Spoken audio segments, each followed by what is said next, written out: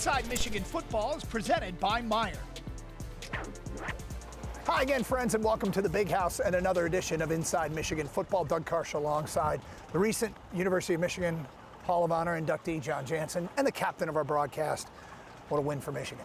It was a beautiful win. I mean, it wasn't always pretty, but they did what they had to do, and they gave themselves a chance throughout the course of the game. Well, let's start with the not pretty stuff. Early in the game, dropped interception that might have been a pick six, dropped third down, check that fourth down conversion, another drop pass. They had to overcome some early mistakes. They did, and obviously, you know, you want to give yourself as many opportunities to be successful as possible, but you can't miss those opportunities when they present themselves.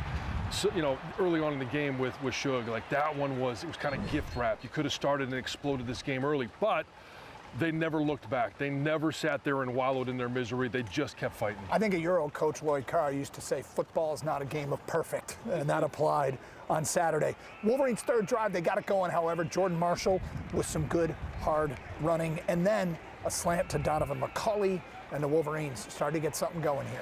Yeah, I mean, it's you just need to find a little bit of rhythm offensively, and Bryce was playing with a lot of confidence. He was slinging the ball around. Offensive line started to gain more confidence, and you started to see it early. With the top two tight ends out, Zach Marshall makes a play, and the Wolverines are knocking on the door. And let's go to Jansen vision for the first time in a scoreless game. Yeah, this is that screen pass to Andrew Marsh. He lines up over here. All he's going to do is come across the formation, and as he does, it's going to bring everybody to him, but this is what happens. You set deep, you allow all of this pass rush to come upfield, and then you're going to see Kripp. All he's going to do is work his way up this way. He's got the key block, and all he's looking is for whoever is coming with Andrew Marsh gets out of the screen here, and then all of a sudden, boom, there he is. Key block. You got Jake Warnera downfield. Didn't get a block, but just his presence downfield has an impact on that play. Great call against that defense from Chip Lindsey, ensuing possession. So Michigan, Damon Williams was good for 530 yards of total offense. Their defense made it tough on him on the ensuing possession. They did, and it was, whether it was pressure of getting after him, it was open field tackles when he's, you know, trying to have quarterback runs. They did a really nice job of limiting his exposure. Here's an example of it. Jansen vision on a third and long. Yeah, and this is Jay Sean Barham right here. He's right in the middle, and he's in that stand-up position over the center. He's got a great view of the running back, and all he's going to do is follow the flow of the running back, and it's just pure athletic ability that what makes this play. He beats the screen because he sees it instantly, sees that these guys are trying to do what we just talked about for Michigan. They're trying to vacate that space. He gets in behind them, and then it's there. But this is also what I want to show you. Look at the swarm of Wolverines. Now, all of a sudden, I didn't stop it fast enough, but there were 9 guys in the picture when that ball was finally, when it was finally dead. Michigan's defense ended up getting 3 stops in their own territory early in this game. Okay, so nice drive here. First, it starts with a Bryce Underwood improvisation. This is what he's capable of under heavy duress. Yeah, when you have that ability to escape the pocket, and all it is, hey, pocket starts to collapse, how am I going to get out? He spins out of this one and is able to pick up a first. And then Andrew Marsh, the one-handed catch. This freshman, he's coming on. I want to give Bryce a little bit of credit saying he wasn't going to allow him to lead into the safety, but I think this was just a pass that was off the mark. To be able to stop, put your hand out, bring it in, we're starting to see more and more from Andrew. Jordan Marshall with a couple of runs, and the last one came on a 3rd and 2 where he made a man miss deep in the backfield. That was huge to move the chain. And this is that same motion in the backfield where Bryce shows rollout, hands the ball off to Jordan Marshall. It attracts the attention of that defense, and he's able to get up there for a first. Unfortunately, it led to a missed field goal, and this was those missed opportunities. Wolverines could have been up bigger at the half, but Washington's a good opponent. You give them credit. And they got something going right before the break. Derek Moore got a quarterback sack. He had 2 on the day. We'll get to the other one later, but playing well. And, you know, the defense was playing shorthanded on Saturday, and Moore made a big play. But this throw by Damon Williams, boy, he really threaded the needle downfield. He did. He's an accurate passer. I mean, you don't throw for over 400 yards in a game without being an accurate passer and have that big play capability. So led to a touchdown. Now, about that defense, playing without Rod Moore, Brandon Hillman, Trey Pierce seemed to be in and out of the lineup. some guys stepped up as they got down on the depth chart. And this is where that philosophy, I don't always agree with it with Wink, where he doesn't care what the position or the situation is on the field. He's got a rotation. That allows you to develop depth. So when guys are out, you've already got players that are ready to go in with some experience. We asked the question on the broadcast, would they go into the locker room and come out with the second half defense that made an appearance in Lincoln, Nebraska? And they did. We'll take a look at the second half highlights of what happened in this one, and later we'll go inside the Michigan locker room. You're watching Inside Michigan Football. Inside Michigan Football is brought to you by Meijer, presenting sponsor of the 2025 Michigan football season and proud supporter of hundreds of local sports teams across the Midwest. And by Michigan Medicine. There's a difference between an answer and a Michigan answer. To find your Michigan answer, visit michigananswers.com. All right, John, 7-7 at the half, Michigan and Washington, and the defense starts with a 3-and-out. Oh, Nebraska defense showing up. Yeah, I mean, you want to make a statement, right? They were trying to go, hey, score at the end of the first half, score at the beginning of the half, that middle 8. Michigan stopped them from doing that. All right, so Andrew Marsh on offense gets 7 yards on this play, and then Jordan Marshall goes for 12 as Michigan, you talked about getting in a rhythm, and Bryce really was in a rhythm. His numbers would have been astronomical if not for drop passes.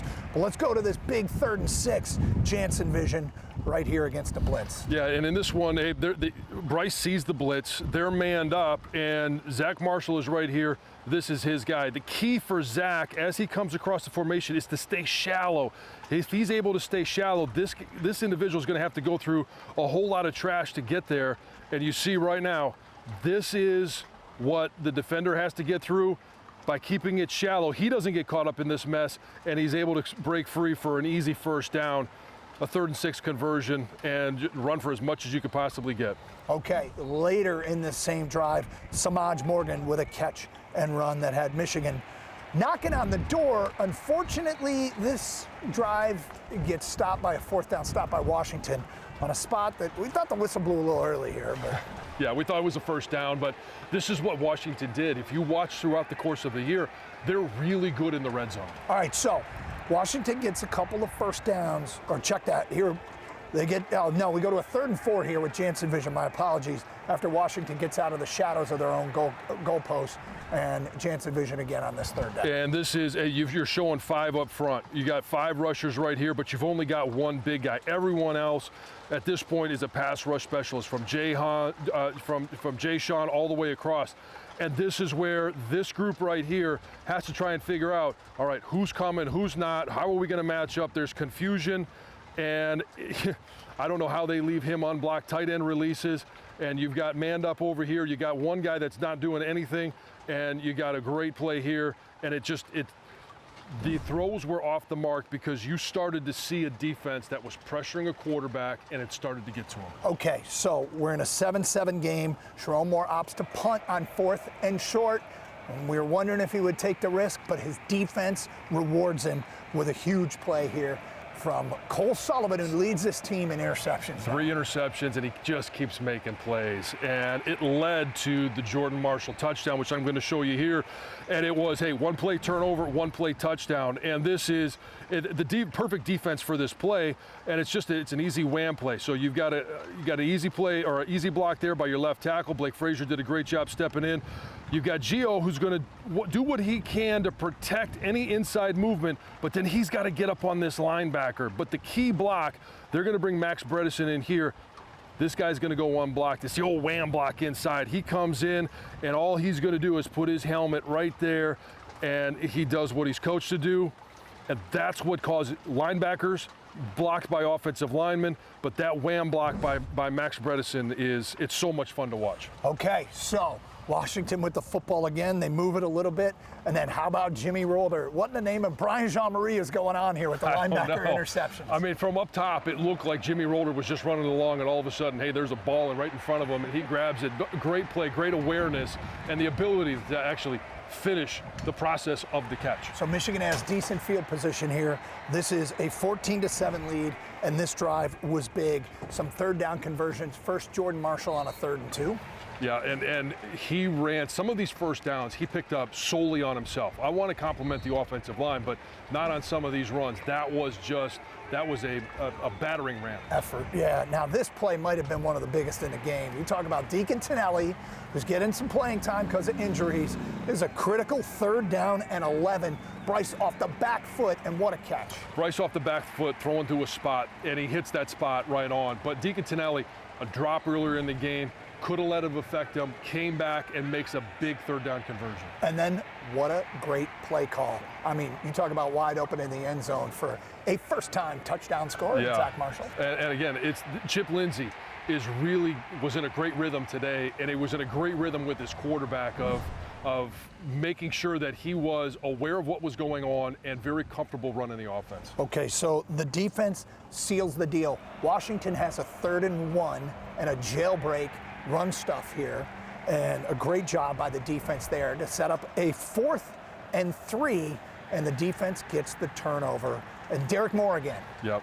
Derek Moore, I mean, this is just flat out, he got a tight end blocking him. I don't know why you're going to put a tight end on him, give him some help with the running back, beats the tight end, and kills the quarterback. That led to a field goal, made it a 3-score game.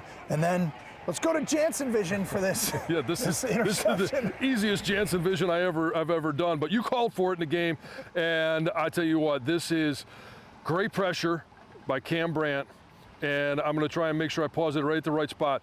You got Jacob Oden right here is starting to fall down. Ball could be in the receiver's hands. That ball literally falls right into the breadbasket. And it's the easiest catch he's ever going to make. It fell right to him. But hey, when things are going your way, we didn't think they were going to be early, but then all of a sudden things turn around and balls just happen to fall in your lap. Well, when the plays are there to be made, you got to make them, even if you're laying on your back in the middle of the field. So there it is. Michigan gets the win. We'll hear from Wolverine head coach Jerome Moore next on Inside Michigan Football. They'll hand it off to Jordan Marshall, running left, 10-5, Jordan Marshall to the end zone, and into the blue. It was just my time to take over and do it for the team and do it for justice. And I solely believe that I went out there, gave it my all. God put me in the right position all week to be able to come out here and protected me. And again, just the opportunity to come out here and play for my team and something bigger than myself is amazing. Makes a reverse, rolls out to his right. He's got a man wide open in the end zone. Touchdown, Zach Marshall, the first of his career. It felt like our Thursday practice. I was touching the ball a lot.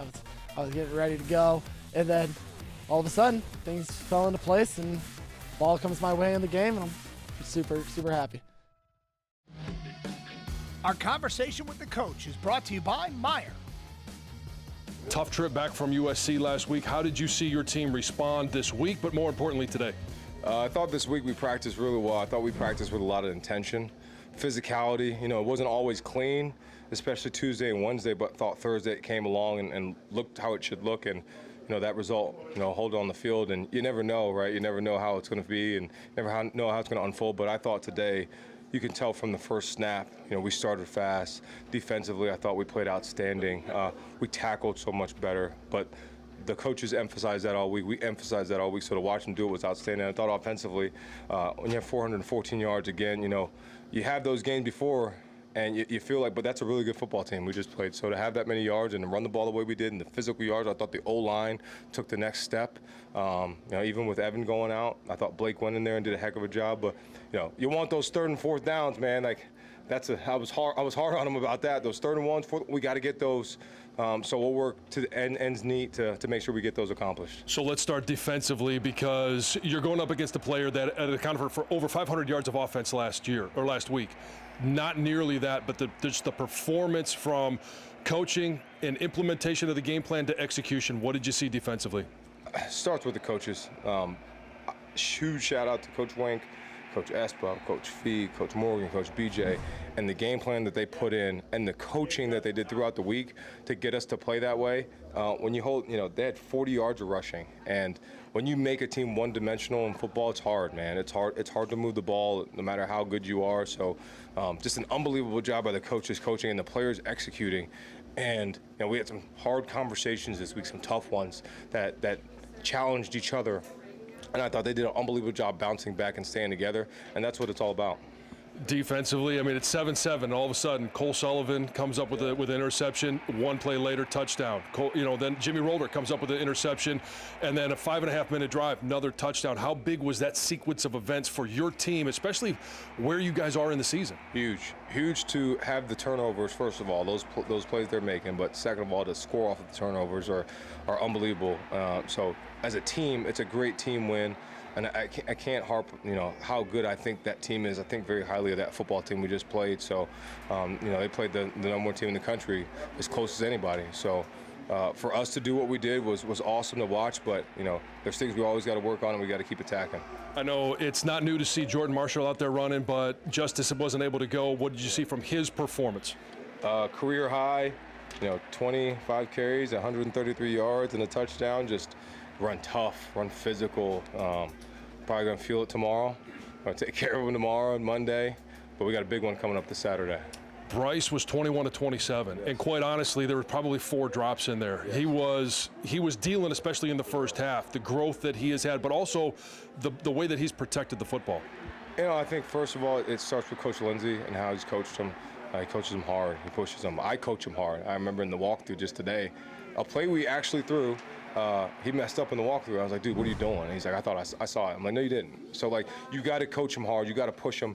And he's just progressing. He's just progressing and keeps getting better and better. So, the sky's the limit. It could be a little bit costly, an injury. You already mentioned that, obviously, Blake Frazier went in there. We'll talk about him in just a moment. But any word on Evan Link? I don't know yet. We'll see. We'll test the doctors. It doesn't look like it's great right now. But we'll see where it goes now. You and I both know it's not easy to come in cold. And he wasn't necessarily cold because I know he's that extra offensive lineman, but the job that Blake Frazier did coming in and performing that way. I thought a couple plays initially, a little bit more strain at the point of attack. He would have been better off. But as he got those first hits in, it usually takes that first rock and that confidence builder that you can do it. I thought he did a really good job. In-state battle next. Thoughts on that matchup? I know we're still celebrating this one, but it's going to be here before you know it. Yeah, 24-hour rule on losses and wins, but my mind has been on them since last week, thinking about that game and how much it means to us as a program every week, every year. Game week when we play them and every year we play them, it means everything. And, full speed ahead and we're ready to go. Thanks, Coach. Thank you. Appreciate it. It's time now for the Arrow Steel Players of the Week. That's right, players. Here's Ed Kongursky. The Michigan linebackers put on a show against the Huskies. The unit registered 3.5 of the team's 7 tackles for loss. They intercepted 2 passes and overall set the tone for a huge Wolverine win against one of the most dynamic offenses they'll face all year. Just playing together. Trusting the defense, trusting each other, trusting everyone to just do their job and just doing our job. Everyone on the defense, we had a chip on our shoulder from last week, and everyone just wanted to go out there and play hard.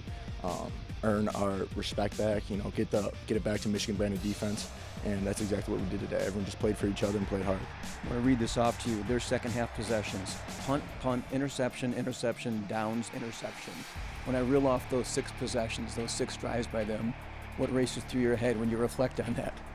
It feels pretty good. I just got a shot of dopamine through my head when you said that, but it's just awesome. Hopefully we can continue that through the rest of this year, next game, and just keep playing together. Michigan held the Huskies 32 points below their season scoring average and just 249 yards, less than half their season average. And keep in mind, this came on a day many thought was a must-win situation. Talk about rising to the challenge. For Inside Michigan Football, I'm Ed Kongursky. Michigan's honorary captain on Saturday was one of the all-time greats. There he is, Brandon Graham. The Wolverines came through and showed the longtime NFL vet amazing blue win. John Jansen, Michigan Hall of Honor inductee. What does this mean to you? It's a huge honor. And, as offensive linemen, we don't get individual honors, so I really feel like this one is, it's Backus, it's Hutch, it's Dave Brandt, Zach Adamy, Mo Williams, all of these guys that are standing up there with me, they deserve it just as much. He gave a shout out to Chris Zeman during his induction for stepping on your feet in practice. Yeah, there's 10 toenails that have Chris Zeman's name on them. Well, Wolverines get a win over Washington next week. In-state rival, Michigan State. We'll recap that one right here on Inside Michigan Football. Inside Michigan Football is brought to you by Meijer, presenting sponsor of the 2025 Michigan football season and proud supporter of hundreds of local sports teams across the Midwest.